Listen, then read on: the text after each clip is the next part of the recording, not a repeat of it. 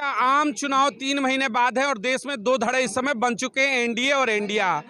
तो क्या बहन मायावती प्रधानमंत्री के रूप में इनके द्वारा एक बड़ा चेहरा हो सकती है? चलिए चर्चाओं को शुरू करते हैं।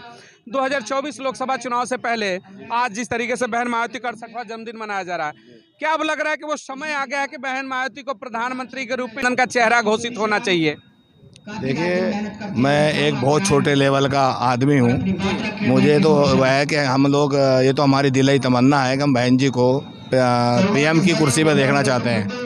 ठीक है, नहीं है सभी की, जितने बहुजनवादी हैं सभी की तमन्ना है। लेकिन बात गठबंधन वगैरह की, ये सीनियर लीडरों के काम है। ये हमारा जो गठबंधन हो तो ठीक, नहीं हो तो कुछ ना कुछ तो होगा ही है ना। हर अपनी उसमें जो भी है, चाहे हमें अकेला लड़ना पड़े, हम तो अपनी पार्टी का ही साथ देंगे, सीधी सी बात। देखिए, एक सवाल उठता है कि बार बार अगर दो धड़े दो चेहरे पेश किए जाते हैं देश में, राहुल गांधी मोदी, तो कहते हैं बहुजन समाजी 85% की जो आबादी है उसमें अल्पसंख्यक समाज भी है। तो क्या इस समाज की एक दलित बेटी को एक मौका नहीं मिलना चाहिए प्रधानमंत्री का, पहली बार जो देश के शीर्ष पर बैठे? बिल्कुल मिलना चाहिए, बिल्कुल पीएम बनने का मौका जरूर मिलना चाहिए। 2007 से 12 की जो उनकी सत्ता चली यूपी की, उसको देखकर क्या लगा कि केंद्र में अगर इनको मौका मिलता है तो सत्ता कितनी बेहतर होगी? वो तो बिल्कुल सब बेहतर होगी। देखिए आजकल क्या है कि आजकल काम थोड़ा एडवर्टाइज ज़्यादा हो रहा है, ठीक है नहीं।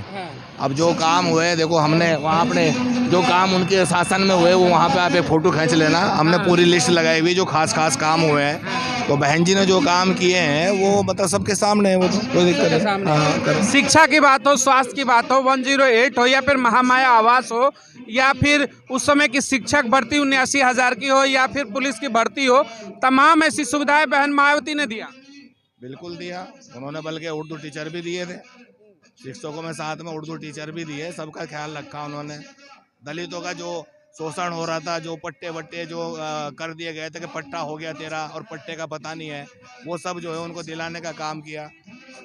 जब उनको ये नारा है काशीराम जी का दिया हुआ कि सर्वजन सुखाय सर्वजन हिताय, सर्वजन सुखाय सर्वजन हिताय, ठीक है नहीं। यही नारा तो यही रहेगा, नारा तो खत्म नहीं होगा। नारा यही है। आकाश आनंद ने भी यही कहा कि हमारी लड़ाई बहुजनों को न्याय और हुकूमत दिलाने की पहले भी थी और आगे भी रहेगी।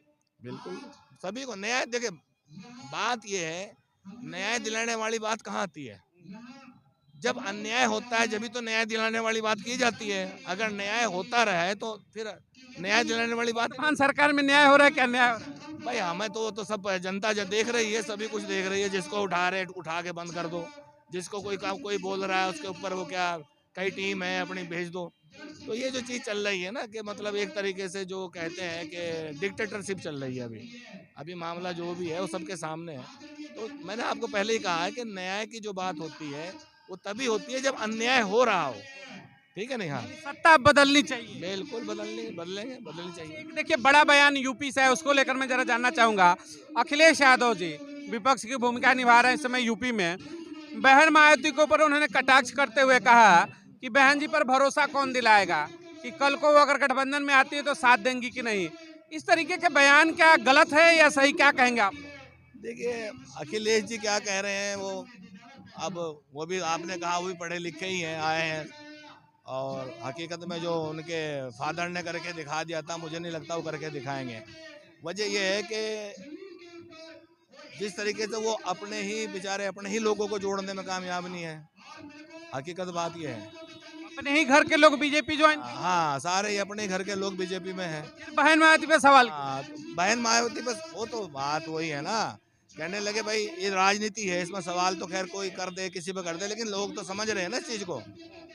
भाई अखिलेश जी जो यादव बेल्ट कही जाती है, उसमें से अखिलेश जी की जो सीटें कितनी आई थी पिछले चुनाव में, जरा वो देख लीजिए, ठीक है। यादव बेल्ट जिसको कहा जाता है, समाजवादी पार्टी के पास कितनी सीट आई है, आप देख लीजिए। बहन जी ने इसका जवाब दिया, कहा कि हमने तो प्रयास किया था इनको सही करने का, गठबंधन भी किया, लेकिन फिर भी इनकी मानसिकता दलित समाज के लिए बदली नहीं है। देखिए कहते हैं गठबंधन एक ऐसा है होता है कि जैसे पार्टनरशिप, और किसी मैं नाम भूल रहा हूँ, एक अंग्रेजी ने कहा था कि पार्टनरशिप जो है वो एक मजबूरी का नाम है, ठीक है नहीं, मजबूरी का नाम है। मैं तो सलाह दूंगा कि बहन जी जो है अपना हम अकेले लड़ें, बिल्कुल अकेले।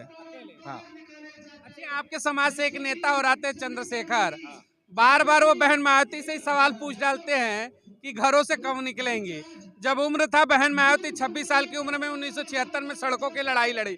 बहुजनों का आज हुकूमत दिलाया कि सड़क पर बैठ करके नीला गमछा और झंडे में आज हुकूमत की हम बात कर रहे हैं। बार बार उन पे सवाल उठाकर अपने समाज को ही कमजोर कर रहे हैं क्या वो?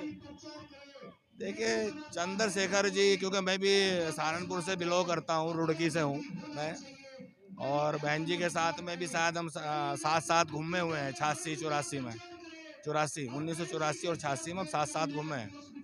तो जितनी मेहनत उन्होंने की, अगर चंद्रशेखर उससे 25% भी मेहनत कर ले, ठीक है नहीं, तो शायद काम हो बन जाएगा।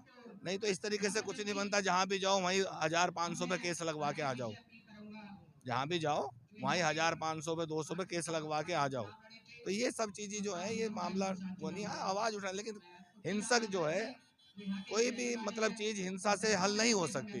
ये लोकतंत्र है। ये तो इसमें बात आपने कही कि केस लगवा देते हैं। आकाश आनंद ने भी इस बात का समर्थन किया था और प्रेस में कहा था कि जहां जाते हमारे समाज के एक नेता हैं, हजारों युवाओं पर एफआईआर करा के चले जाते हैं, लाठियां गिरवा के चले। उन्होंने कहा, मैंने देखा है। अभी हमारा यहाँ के रविदास मंदिर पे जब वो हो गया था, तो यहाँ भी हुआ, बहुत से लड़कों पे केस हुआ था, वो आए थे यहाँ पे, हमने देखा था यहाँ पे। तो ये चीज़ें जो है मतलब ठीक नहीं है कि जो हम चाहे वो कोई भी हो, कोई भी पार्टी हो, अगर मान लो जिसको कह दें कि ये एक तरह से गरम दल, ये लोकतंत्र है, इसमें वोट की राजनीति है, इसमें लड़ाई झगड़े का कोई मसला होना ही नहीं चाहिए, इसमें सहन। क्या मैसेज देना चाहेंगे चंद्रशेखर को कि अगर राजनीति करनी है तो क्या बसपा के साथ भी राजनीति हो? थोड़ी सी मेहनत कर ले यार, जैसे बहन जी ने और काशी राम जी ने की, ऐसे थोड़ी सी मेहनत वो भी कर ले लोग, ठीक है ना।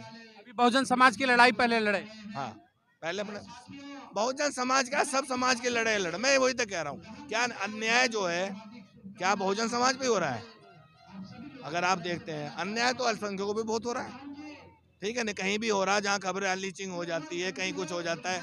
आज तक जितनी भी लीचिंग हुई है, किसी का भी एक खुलासा आया कि क्या हुआ उसमें, कि भाई कितना केस हुआ, कितना पकड़े गए, क्या हुआ? लड़ाई सर्व समाज की होनी चाहिए। सर्व समाज की लड़ाई लड़नी पड़ेगी, सबको मिलकर। एक आखिरी सवाल लेना चाहूंगा, 2024 में अगर बात करेंगे प्रधानमंत्री पसंद की तो बहन मायावती पहले नंबर पर हो? बहन जी को हम तो पहले नंबर पे मानते हैं, हम उसी पे काम कर रहे हैं, उसी चीज को देख के हमारा तो पूरा, हम दिल से हमारी तमन्ना है कि वो, ठीक है, दलितों को। प्रचार प्रसार, आकाश आनंद जी जो राष्ट्रीय कोऑर्डिनेटर बने, आज हो सकता है कि बड़ी खबर है कि 2 बजे के बाद ऐप लॉन्चिंग होगी।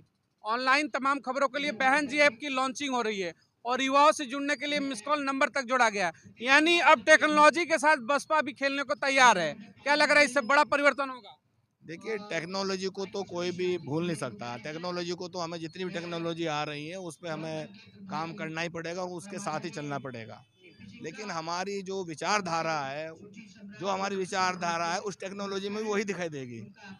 बात मेन विचारधारा की होती है। अब पहले ज़माने में अगर आप देखो तो दुनिया तीर से मिसाइल तक पहुंच गई है, ठीक है नहीं, तो जो लोग मिसाइल में कामयाबी जिन्होंने हासिल करी वो आज दुनिया में ताकत दिखा रहे हैं। इसी तरीके से टेक्नोलॉजी से विचारधारा का कोई मतलब, जो भी टेक्निक आएगी उसका इस्तेमाल करेंगे, अपनी विचारधारा हमारी वही रहेगी। बसपा की जो विचारधारा है बहुजन समाज को लेकर वो रहेगी। लेकिन बात हो रहा है कि आकाश आनंद जी जिस तरीके से कहा जाता है विदेशों से पढ़कर आए और कमान लिया है, अब बड़ा बदलाव हो रहा है पार्टी में, भूमिका निभाने की तैयारी है पूरी प्लेटफॉर्म पर, जैसे बीजेपी खेलती है उस तरीके से एकदम जवाब देने की पूरी तरह। क्या लग रहा है कि बड़ा परिवर्तन होगा, अब सत्ता में वापसी होगी? परिवर्तन तो बड़े होंगे, जरूर होंगे। आगे जो हम लोग तो जो थे, चलो भाई कह रहे हम यहाँ तक लेके आए, आगे जो आपने बात कही कि पढ़े लिखे हैं, तो पढ़े लिखे तो आदमी है ही है, पढ़े लिखे में भी वही है, सही बात है, नहीं पढ़ा लिखा होना जरूरी है। नेतृत्व में आप लोग खुश है काम करने? बिल्कुल, हम सब खुश हैं। हम देखो, विचारधारा में फर्क नहीं है, काम, मैंने कहा ना, टेक्निक अलग से अलग इस्तेमाल करें, खूब एडवांस टेक्निक इस्तेमाल की जाएगी, लेकिन विचारधारा हमारी वही रहेगी कि दलित अल्पसंख्यकों को न्याय मिले। उन्होंने, धन्यवाद, खत्म करो।